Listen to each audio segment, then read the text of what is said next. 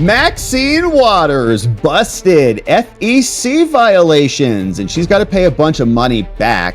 This came after the FEC dropped a new document for us. It is a conciliation and settlement agreement, meaning that Maxine was being investigated. You can see this happened some time ago. There were complaints filed by against Citizens for Waters, saying that this campaign, this Democrat called Maxine Waters, was taking illegal campaign contributions, and she just settled it. Here's the backstory over from Open Secrets, which keeps good track on these things. Says, longtime Democratic rep Maxine Waters and her campaign violated several federal campaign finance laws, and they must pay a sizable fine. I've got the document here queued up explaining what went down. And this was sent over to the lawyers for Maxine Waters from the FEC.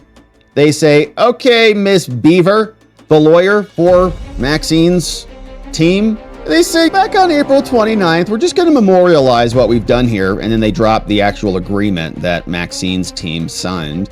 They said, we're just going to memorialize this, Maxine, that we have now accepted the signed conciliation agreement submitted on behalf of Citizens for Waters, Maxine, for violations of U.S. code.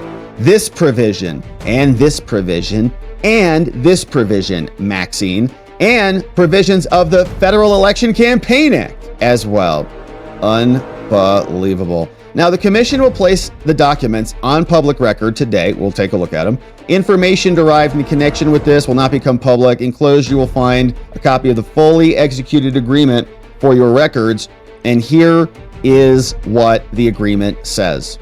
All right, Maxine. This matter was initiated pursuant to information ascertained by the FEC as we were supervising and doing our jobs. Now, the commission found reason to believe that Citizens for Waters and David Gould, in his official capacity as treasurer, violated the law, failed to accurately report receipts and disbursements, knowingly accepted excessive contributions, and made prohibited cash disbursements. Sounds like some Fanny behavior. Now, therefore, the commission, having participated in informal methods of conciliation to come to an agreement, prior to finding a probable cause, we agree, kind of like a plea deal, that we're just going to enter this to resolve this inquiry. It says the commission has jurisdiction over Maxine, and they've had a reasonable opportunity to explain why we're wrong, but they are voluntarily entering into this agreement, admitting what they've done.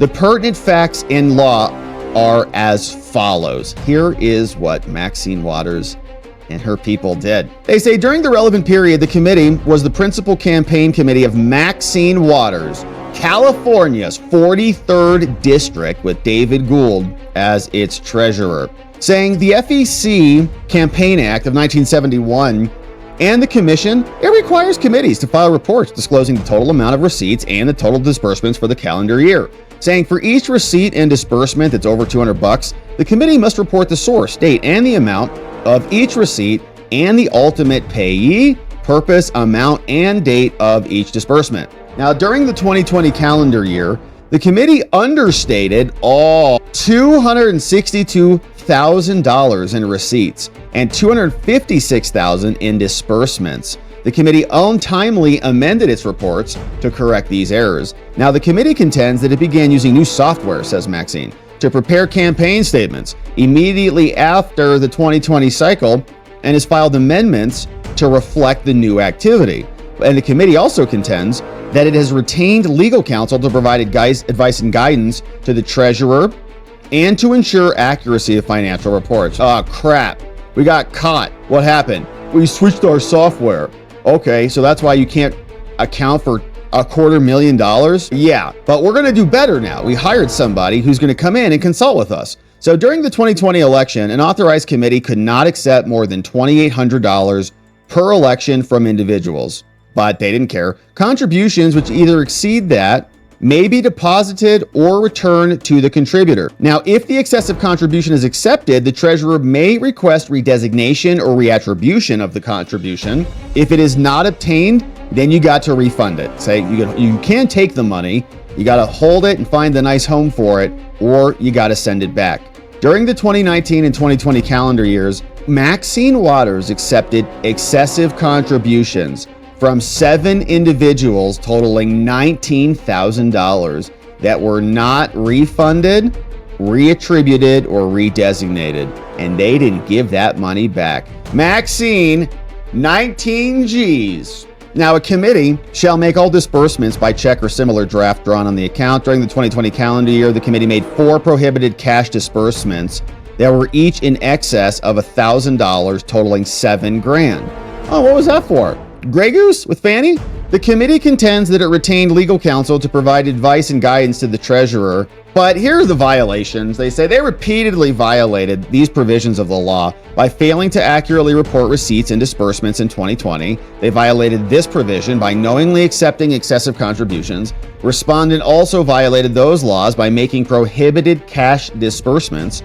And respondent will take the following actions. Respondents will pay a civil penalty to the commission in the amount of $68,000. It's interesting. If it was Trump, he would have been indicted and arrested if they could have done it for something like this. Tish tried to shake him down for $500 million for financial miscalculations that weren't miscalculations at all. Remember that? So respondents will cease and desist from committing violations of the law. The committee will send its treasurer to a commission co-sponsored training program for political committees. So you guys have to go learn how to run your books. The commission, on request of anyone filing a complaint, may review compliance, so she's on probation. If the commission believes this agreement has been violated, we are going to take civil action in the District of Columbia. This agreement shall become effective as of the date the parties entered into it. She's got 30 days to implement the requirements, and this is the entire agreement between the parties,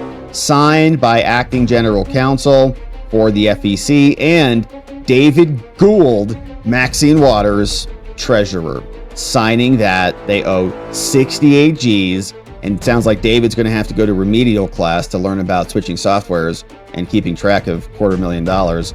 But that 19,000, these are kind of small numbers actually, but in the aggregate, I'm wondering if there's more, if they found anything else, how scrutinous the audit was, but probably pretty good, I would imagine.